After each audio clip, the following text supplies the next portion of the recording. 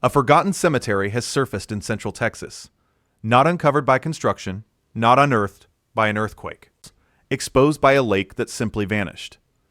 As of this year, the cracked mud bed of the Richland Chambers Reservoir lies open to the sky, a sprawling basin of dried clay and splintered stumps. And from that mud, something impossible has emerged. The lost graves of more than 24 people, their identities erased by a century of water. They were not supposed to be there. But the drought that has seized Texas does not care about what was supposed to be. It only cares about what is. And what is a history that was deliberately drowned, now demanding to be seen. To understand what is happening across Texas, you must first understand its lakes. The vast majority are not natural. They are monuments of 20th century engineering, massive reservoirs created between the 1930s and 1980s. To build them, the government flooded entire valleys. They bought out landowners, condemned properties, and submerged whole towns, farms, industries, and as we now know, cemeteries.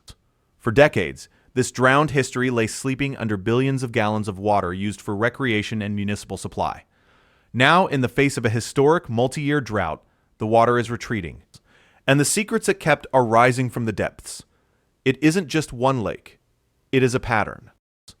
The phenomenon is most starkly captured at Lake Buchanan. During the severe Texas drought of 2011, the water level dropped so low that it gave back a ghost. The entire 19th century town of Old Bluffton, intentionally drowned in 1937 to create the lake, re-emerged. Visitors could walk on dry land among the stone foundations of a hotel, a general store, the skeletal remains of a cotton gin. But among the ruins, one object told the most human story. A small, cracked marble tombstone, pushed crooked by the mud. It belonged to an infant, Johnny C. Parks, born October 17, 1882, just 2 days shy of his first birthday. For more than 70 years, his grave lay submerged under 20 to 30 feet of recreational water, a forgotten tragedy at the bottom of a man-made lake. In 2011, the sun gave him back to the world. It's a strange thing to think about a child's grave being used as a depth gauge for a lake. I'm curious what you think about this, knowing what lies at the bottom. The story of Old Bluffton serves as a key, unlocking the statewide phenomenon. These lakes are not just bodies of water, they are time capsules, sealed by government mandate and now being broken open by the climate. The pattern repeated itself more than a decade later, and 100 miles to the south, in September of 2023, Canyon Lake, a massive reservoir on the Guadalupe River, hit a historic low. On August 27th, the water level dropped to 890.91 feet above mean sea level, breaking a record that had stood for years. As the water pulled back from the limestone cliffs, the bones of 2 more flooded towns began to appear. Foundations from Hancock and Cranes Mill, rural Texas communities swallowed between 1964 and 1968 to form the lake, were suddenly high and dry. Concrete slabs, rusted rebar, the faint outlines of roads. A geography that had been wiped off the map for over half a century was suddenly, eerily, walkable again.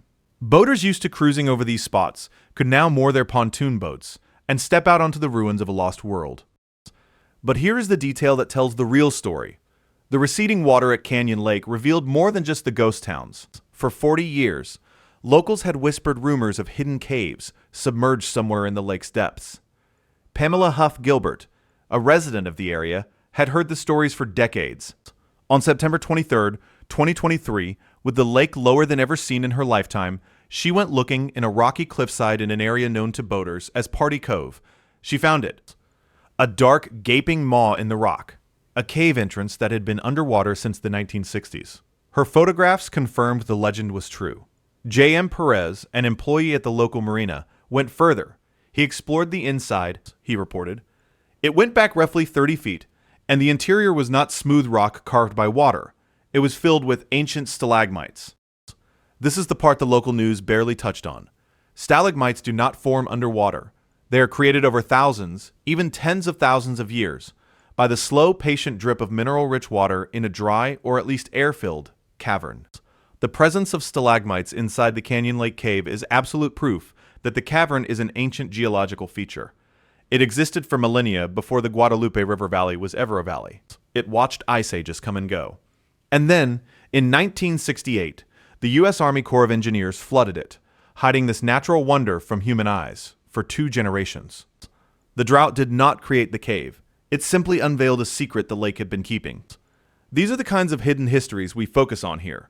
If you find this uncovering of lost worlds as fascinating as we do, you can subscribe for more stories just like this. 1.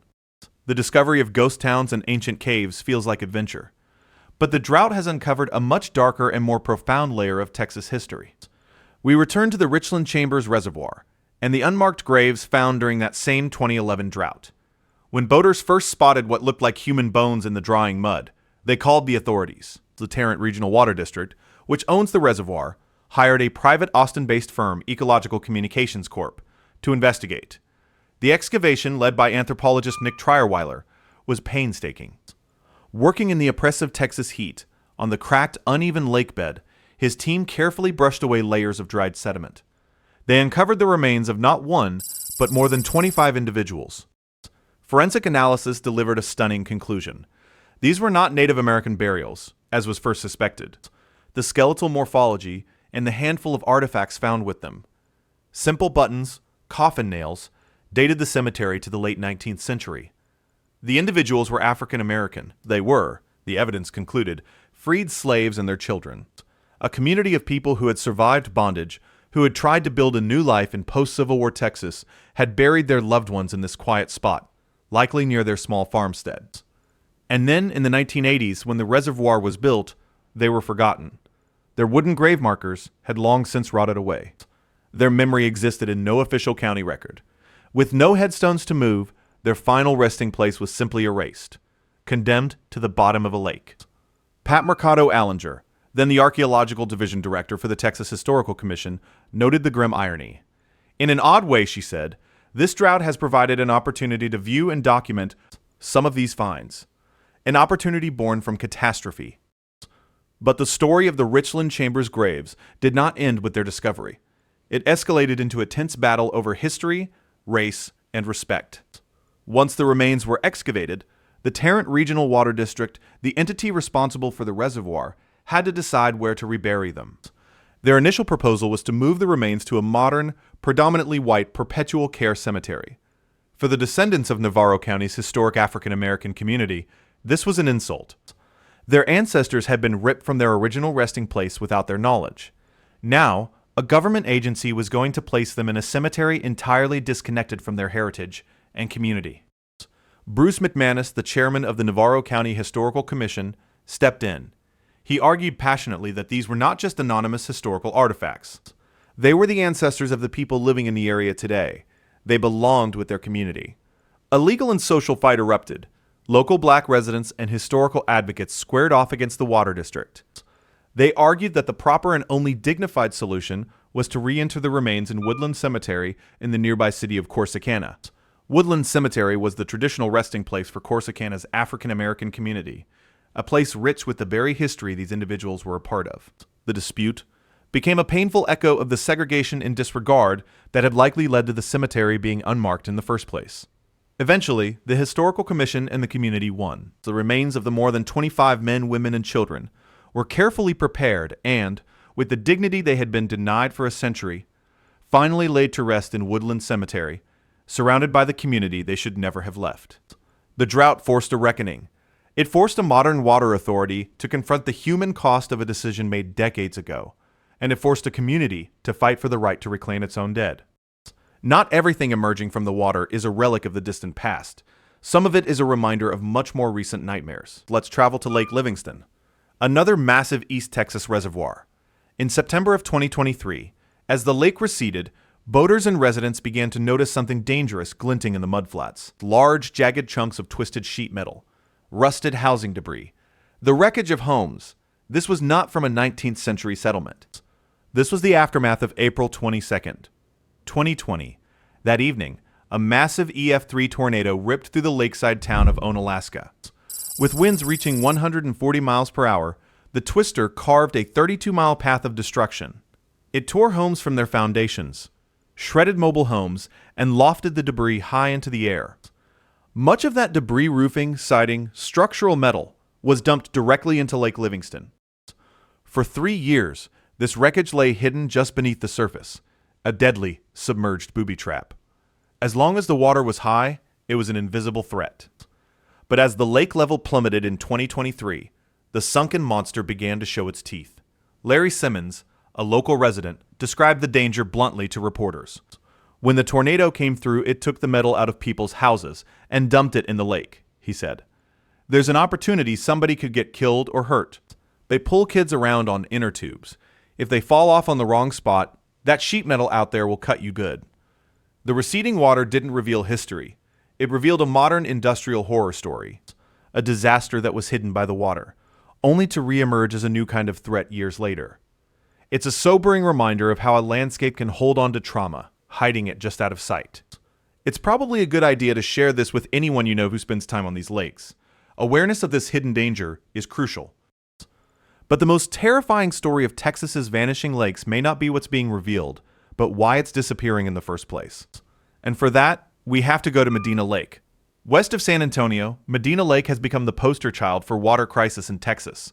By mid-2026, its water levels had plunged to an apocalyptic 4% of its capacity.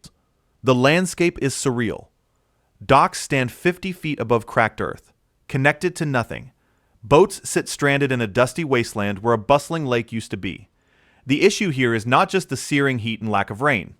The crisis at Medina Lake is a story of catastrophic infrastructure failure. The main culprit is a 110-year-old system of irrigation canals managed by the Bexar Medina Atascosa Water Control and Improvement District, or BMA. These canals were built a century ago to deliver water to farmers. They are, for the most part, unlined earthen trenches dug directly into the porous Texas soil. And here is the staggering, almost unbelievable number. According to reports and studies of the system, an estimated 75% of the water released from Medina Lake into these canals never reaches the farms it's intended for. 75%. It simply seeps into the ground, lost. For every 4 gallons of precious water taken from the dying lake, 3 gallons are wasted before they can grow a single crop. This isn't a secret. The BMA, farmers and local residents have known about the inefficiency for decades, but fixing it would cost hundreds of millions of dollars, a sum no one has been willing or able to spend. So, year after year, as droughts worsen, the district continues to release water from a rapidly shrinking lake into a leaky system, while lakeside homeowners and businesses watch their livelihoods literally evaporate. The situation has created immense tension. Farmers who have legal rights to the water demand their share to survive. Lake residents argue that releasing water into such a wasteful system during a historic drought is insanity. Medina Lake is not just a victim of the climate. It is being actively drained by its own archaic, broken infrastructure. It is a slow-motion disaster. A self-inflicted wound compounding a natural crisis, revealing how the celebrated engineering of one century can become the devastating liability of the next. This widespread phenomenon of disappearing water has an inevitable and chaotic side effect. When these lake beds, filled with historical and prehistorical significance, are suddenly exposed, it triggers a gold rush. Not for gold, but for artifacts. In 2011, when the drought exposed vast tracts of the Lake Whitney shoreline, it also uncovered 8,000-year-old Native American tools and fossils. The news spread like wildfire, and an army of illegal artifact hunters descended on the site. Authorities were overwhelmed. They had to launch a major operation, ultimately arresting more than 24 looters who were caught stealing priceless pieces of history, stuffing them into backpacks, and attempting to sell them on the black market. Every time a Texas lake dries up, it becomes a race. It's a race between trained archaeologists from the Texas Historical Commission trying to legally document and preserve what they can, and looters who see the receding water as a chance to profit from a history that belongs to everyone. The drought reveals the past, and in doing so, it puts that same past at immediate risk of being lost forever. So what does it all mean? A century ago, Texas solved its water problem by brute force. It built dams, it flooded valleys, and it created a network of massive reservoirs that fueled the state's growth for generations.